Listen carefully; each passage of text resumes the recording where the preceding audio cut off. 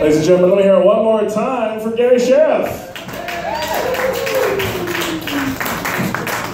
Hashtag Browns talking about hash browns wearing a hashtag shirt. Kind of rubbing our noses in it. Ladies and gentlemen, your next comedian coming to the stage, another Shrunken Head regular. Very happy to have him back here again with us tonight. Very funny guy, very good friend of mine. Please put your hands together for the one, the only, Mr. Graham Gibson.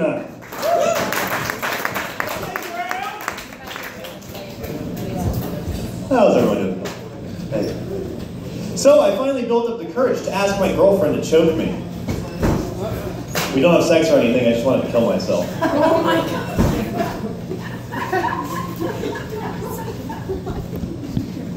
So, Adolf Hitler. Great guy. I mean, terrible guy, sorry.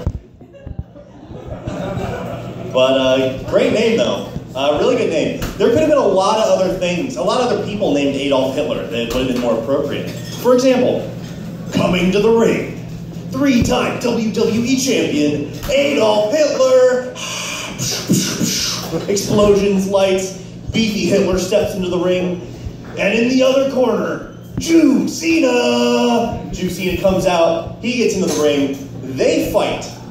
Hitler almost exterminates Jew Cena, but then Triple H, that's Triple Harry Truman, steps into the ring, scares Hitler so bad that he takes himself down. Of course, Adolf's a little softer than that. Adolf could have been something like, hello and welcome to the Writers Podcast. Today on the show, Adolf Hitler, writer to the posthumous sequel to On the Road. Why are we still on the road?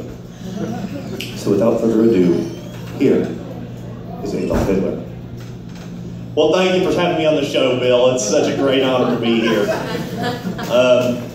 You know, this book is really about my struggle. Yeah, it's about my struggle. But, you know, we had a lot of fun writing it. We had a lot of fun experiencing the things that it took to write it. For example, me and my friends got so drunk at a bar one night that we broke all the beer bottles in the whole establishment. We called it the Night of Broken Glass. I got one more. He's a loose cannon. His partner murdered. No, not Mussolini. Now he's out for revenge. He's Adolf Hitler. His mustache is small, but his gun is large. He doesn't play by the rules, but he always reads them their rights. You have the right to remain silent. You have the right to an attorney. And you have the right to get you and your criminal race's ass kicked by Adolf Hitler. That's the third right.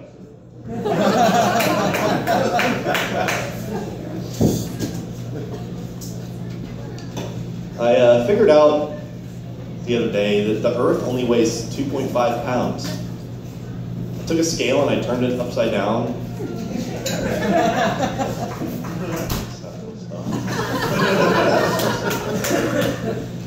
Yeah, I'm not going anywhere with that, that's it. Alright, let me get real for a second here. Seriously, I do not know how the fuck people go and just kill a bunch of people.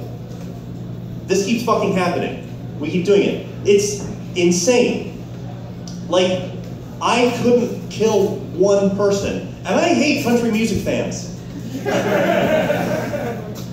I could maybe do a mass country music slapping. Just line up everyone from like Garth Brooks to Toby Keith and just alright? In fact, I think they call it on CNN just recently. We had the slappiest slapping in US history. I couldn't say in history because in Norway there was a slappier slapping a long time ago. I feel like it'd be better if we just replaced all shooting with slapping. You know, it would just be sort of a better world. Except it'd get a little confusing. Cops would come up to people like, hey, those hands are in your pockets. Do you have a concealed carry permit? Huh? I don't know where we're going with this.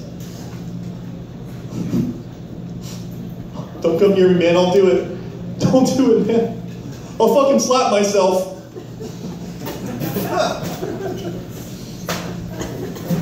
Alright, I'm gonna do one more silly little joke. I like to wear wife beaters because I like to beat my children. Thank you. Nick Glasser, everybody. Shrunken head, let's hear it one more time for Graham Gibson.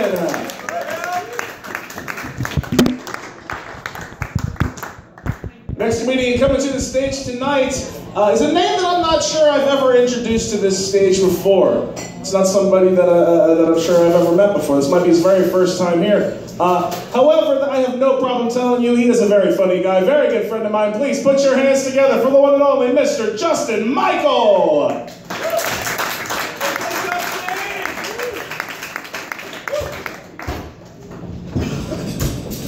Hey, how's it going, Shrunken Head? Good looking bunch. Glad to see the lady smiling. Because I don't like it when I glance at a lady and I give her a smile and she doesn't smile back like everybody's trying to fuck her. Maybe I'm just trying to give you a pap smear. Did you ever think about that? Geesh. I did used to work in the mining industry, you know. Not all guys are trying to fuck ladies. Some guys are just trying to give you a cervical screening, that's all. Besides, you never know what an old miner and his trusty flashlight and a pair of speculums may find. Holy shit, lady, you got a fucking toddler down there. It's okay, Sonny, grab my hand, come on out of there.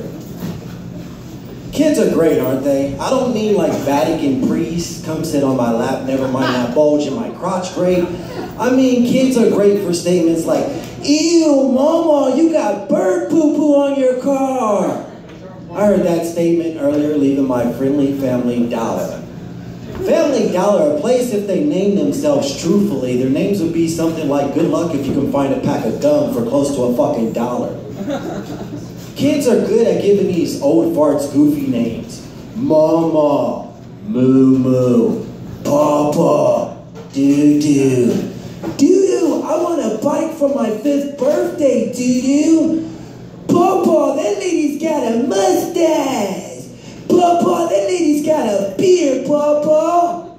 I've got a 3-year-old. Before I came here tonight, he got out of bed. He asked me, he says, Dad, where are you going? I said to him, son, there's a report that a wild cougar's on the loose and your mom thinks it might be your Auntie Becca and your mom wants me to grab my lasso and bring her home safely to the zoo. Now go back to bed, little nigga. And just in case if you're wondering how black I am, well, on the physical side, my dad is what leading dermatologists would call charcoal black. But I will give you this. I've been told by several people I might be the whitest black person they've ever met. And mixed with my son's mom, she's like Casper the Friendly Ghost White, or we could just say LED white. Coupled with me, that makes my son kind of look alfalfa white, but that still doesn't stop me from occasionally playfully telling my son, now go to bed, little nigga. And his mom fucking hates it when I say that to him. But I got a real problem with not giving a fuck. Especially when it comes to words, regardless of my dad's charcoal blackness. I feel like all words should be available to all people, but hopefully used with good timing. But still, his mom fucking hates when I say that. So sometimes I gotta tell my son, go to bed, little nigga, if I don't feel like arguing. Isn't it crazy how people are just ready to fucking argue? Arguing is really kind of snuck in as America's current pastime. It's not really my thing. Whatever happened to just telling somebody to properly go fuck themselves and then immediately being on your way. Nowadays, we treat a fucking verbal disagreement like a game of Monopoly. Couples, they go to bed on some fuck you shit. They wake up the next morning yawning. Oh, good morning. The other one says, good morning. Where did we leave off last night? Wait a minute. Fuck that good morning shit. Fuck you and fuck your crusty old grandmother. Which reminds me, sometimes when I'm shaving in a bathroom, I have some of the best conversations with myself fucking ever. I'm sitting there, I'm shaving in the mirror, I'm like, not looking too shabby, Justin, if I don't say so myself. Say, I did just say so myself. It's okay, Justin, we'll just keep these conversations to ourselves. Say, Justin, this may be a silly question, but why did you just shave your dick before you shaved your face, and with the same razor? And thirdly, because this is a three-part question, Justin, why do you even have to shave your dick at all? What the fuck is going on down there? Who's your dad? Fucking werewolf? A lichen? Yeah, so when I'm face-to-face in the bathroom, I have some of the most intellectual conversations with myself. But when I'm in the bathroom, I always tell myself, it's a good thing these conversations never leave the fucking bathroom. All right, guys. Thank you. I appreciate it.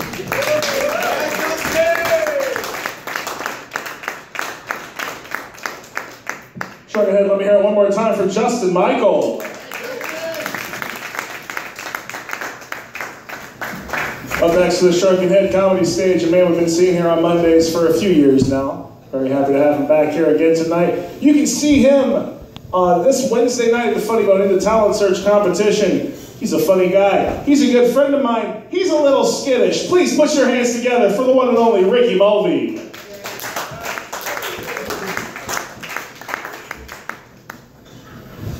Thank you. So I'm in college, and that's pretty tough when you're illiterate.